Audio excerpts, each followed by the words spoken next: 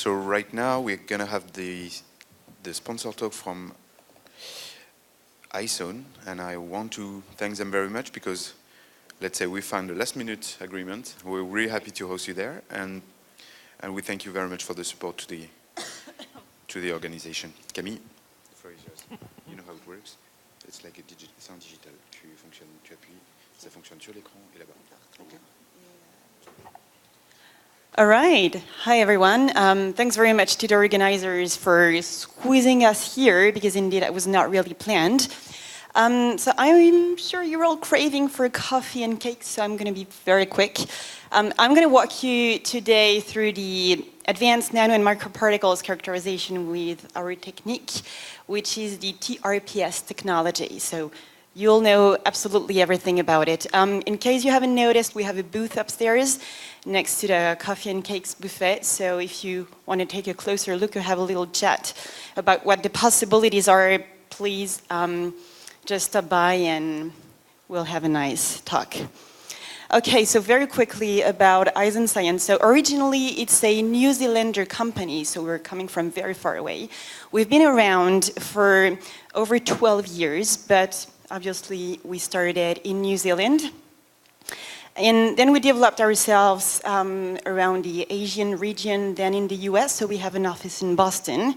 And we developed our European territory around 6 years ago. So we have the headquarters, which is in the UK, and I'm managing the European lab, which is in Lyon in France. We're still a small team though, but very capable one. Okay, so that's the beast, little Q Nano. It has a few characteristics that are actually very important to know. So the size range that it's optimized for ranges from 30-40 nanometers up to 10 to 15 microns. So that's quite wide. It allows you to work with a lot of different applications. But most importantly, at the end of the run, you're getting the full sample characterization, which is the size and size distribution, the concentration of your sample, so the concentration of particles, which is very important, within a certain size range, of course, and as well the ZD potential value, so which is calculated from the electrophoretic mobility. What's important to note is that this analysis is a single particle analysis. It's a direct characterization method. All the points are unique data points, meaning that you don't count the same particle over and over, and that's the absolute only way for you to make sure that you're getting an accurate concentration. Otherwise, how would you?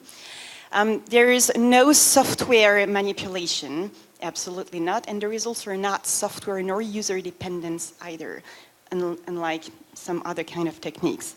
In case it's requested, we have a full IQ/OQ that is available, so it's important for big pharmas or companies that are willing to, that have to be trialed. And the method is, of course, calibrated, and this is how you can get reproducible and reliable results. So the Q Nano is based on resistive pulse sensing. So I'll go a little bit more in details in a few minutes, but basically it's based on impedance of the particles. So this little thing is actually what we call the nanopore. It's our standard consumable, and everything occurs with this consumable. So you have that nanopore which is stuck between two electrodes, immersed in some electrolyte. You've got to work in electrolyte. Tap water is not conductive enough. And so you're working in a conductive system because you're creating an ionic current. Meaning that your particles are flying one by one, or crossing the pore one by one, thanks to different parameters, but most of them being the driving forces. So the forces are the electrokinetic convection and gravity, mainly. And every time a particle crosses the nanopore, it generates a temporarily dropping current, because you work with current. When a particle crosses it, it temporarily blocks it, and depending on the peak's duration, peak's length, that gives you the full characterization. So what is TRIPS for? Actually, TRPS is for tunable resistive pulse sensing. As I said, it's very accurate and high-resolution particle-by-particle technique to measure the three main characteristics of your sample, which is size and size distribution, which is really important.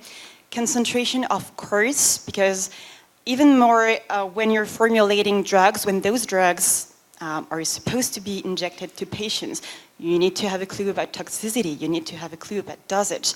How would you know that without a concentration? And electrophoretic mobility as well is a very important parameter to take into account because depending on the shape of the particle, for instance, or depending on if you have functionalized your particles, you can get a different surface charge, different zeta potential that gives you an extra indication about your particles. And all of this, so those three measurements are done just within one run. It's all coming out within one run with just one instrument. So if you're familiar with the culture counter, you will be familiar with how the Q-nano works because it's based on the culture counter principle. So because we apply a voltage across the nanopore, it causes an ionic current. So this is how the nanopore looks like. Roughly, this looks like a funnel, an inverted funnel. And you would see like a stable baseline when nothing happens. Now, whenever a particle crosses that nanopore, as I told you, generates a peak on your screen, generates a drop in current. And the length of this peak is going to be giving you the particle size. The electrophoretic mobility is depending on the speed of the particle when it crosses the nanopore, meaning that we don't assume, this is a very important point, we don't assume that all of the particles are spherical, not at all. It's the standard model, I know about that, but they might not be all spherical. So because we measure the volume, impedance-based again, the particles are not necessarily considered as being spherical. So an elongated particle, for instance, or a triangle particle crossing that nanopore is not going to have the same time of flight, it's not going to have the same speed when it crosses the nanopore than the standard spherical models. And this is how the electrophoretic mobility and hence the charge is calculated. And of course the concentration, so number of particles per unit of time, is given by the frequency of the peaks per screen. That's as simple as that. Now, you're getting at the end of the run that kind of standard histogram, concentration in particle per mil versus size in nanometer or micrometer, depending on the size range. And what's interesting is that you can monitor your sample aggregation or degradation, if any, and you can quantify it. Again, very important for dosage purposes. All right, I told you that we were working within a specific size range, which is 30, 40 nanometers up to 10 to 15 microns. But of course, we don't have just one single nanopore that does the job.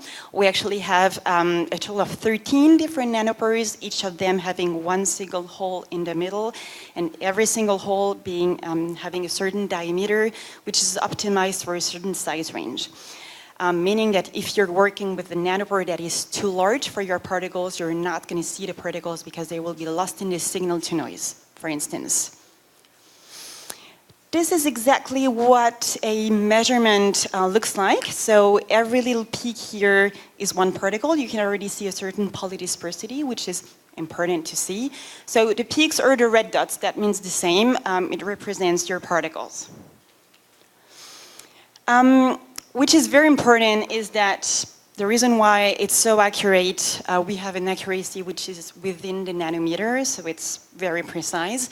The method is calibrated, meaning that you always compare what you don't know, so your unknown sample, with an internal standard of known size, concentration, and zeta potential.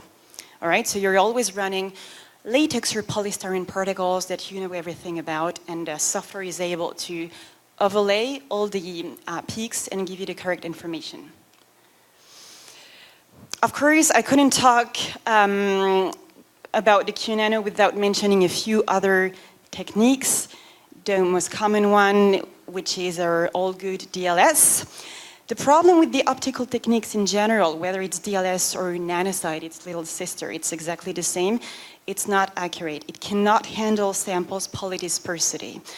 So that was a nice example, actually. 3 different users mixed 2 different particle sizes and measured them different days, different nanopore sizes. And we always found two nice peaks that are very resolutive. And which is important is that you can quantify each of the peak. Whereas when you're doing the exact same thing with the DLS, you have the same Gaussian that you're always having, and you have absolutely no clue about what's in there at all. And you're getting a mean diameter, that's fine, and you're getting a PDI of 10 or 15, doesn't mean anything at all.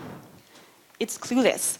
All right, so this is a publication, a comparison publication that has been done by the NMI in Sydney, Nanometrology Institute, National Metrology Institute, back in 2013.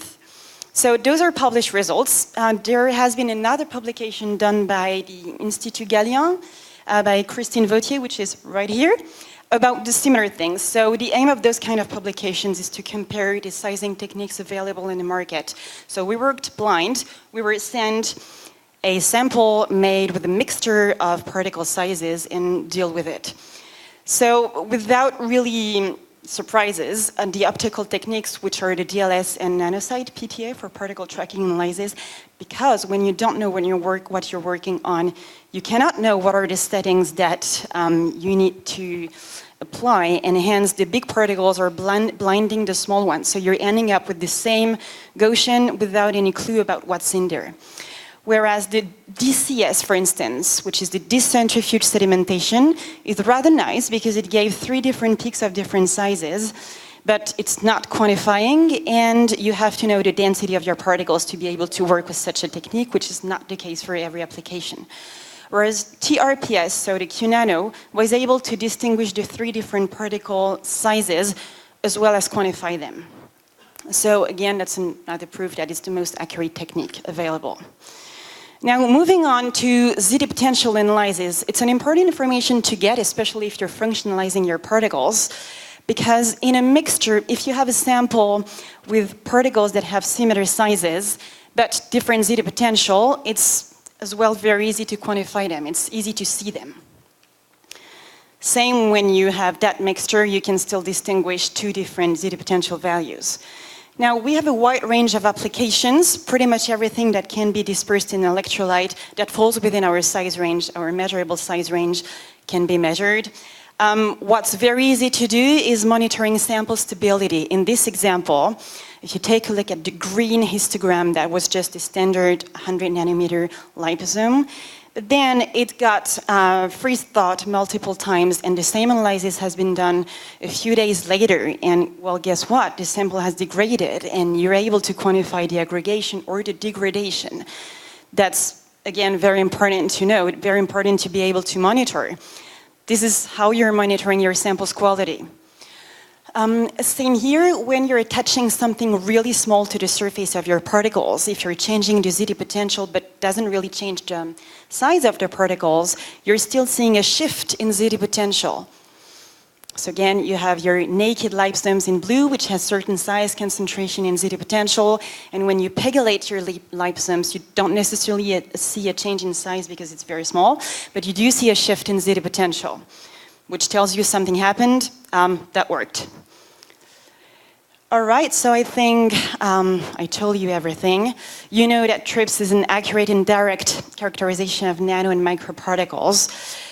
We do have less than 1% error in size and less than 10% error in concentration because we count and because it's calibrated.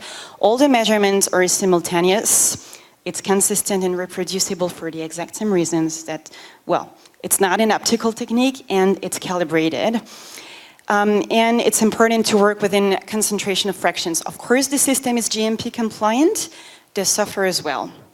Thanks very much.